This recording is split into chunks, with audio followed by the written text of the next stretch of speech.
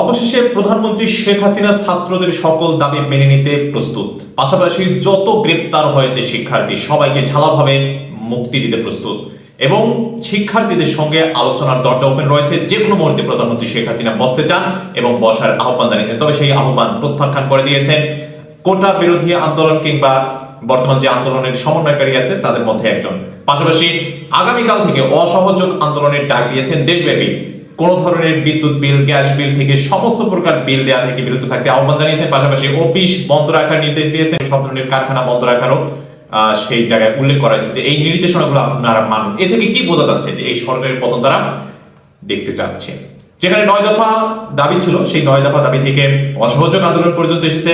প্রধানমন্ত্রী শেখ হাসিনা বুঝতে পেরেছেন যে টিকে থাকা অনেকটা টাফ হয়ে যাচ্ছে এবং সেই মুহূর্তে আজকে তড়িঘড়ি করে কয়েকটা সিদ্ধান্ত নিয়েছে। তার মধ্যে অন্যতম আরেকটি সিদ্ধান্ত হচ্ছে পেনশন স্কিমটা পুরোপুরি বাতিল করে দিয়েছেন।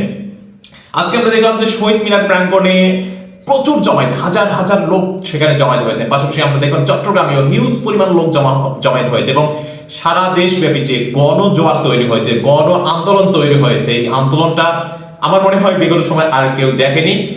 আমার প্রজন্মে যারা আছেন বা আমার বয়সী যারা আছেন, সমবয়সী, তারা এই ধরনের আন্দোলন, এই ধরনের গণজোয়ার এর আগে কখনো দেখেননি বলে আমি মনে করতেছি। কারণ পুরো দেশব্যাপী এই ধরনের একটা গণ আন্দোলন থেকে মহা আন্দোলনের রূপ নেবে এটা কেউ বিশ্বাস করতে পারেনি।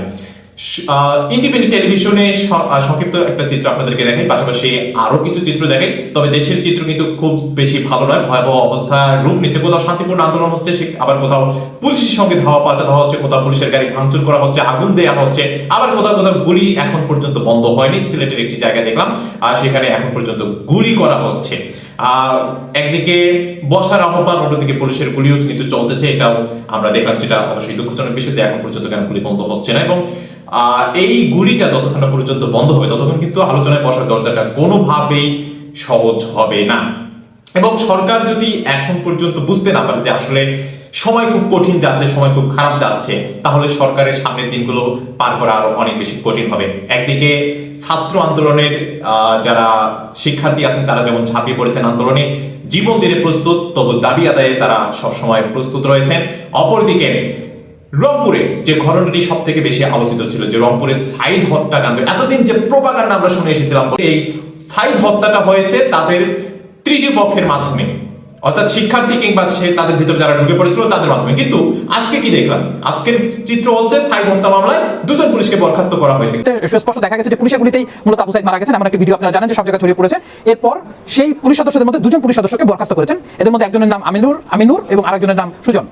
ফাইনালি কিন্তু দেশের অবস্থা কোথায় যাচ্ছে কেউ বুঝতে পারতেছে না। অপরদিকে সমন্বয়ক যেভাবে অসহযোগের ডাক দিয়েছেন এবং এই অসহযোগটা যদি চলতে থাকে তাহলে দেশের অবস্থা আরো খারাপের দিকে যাবে।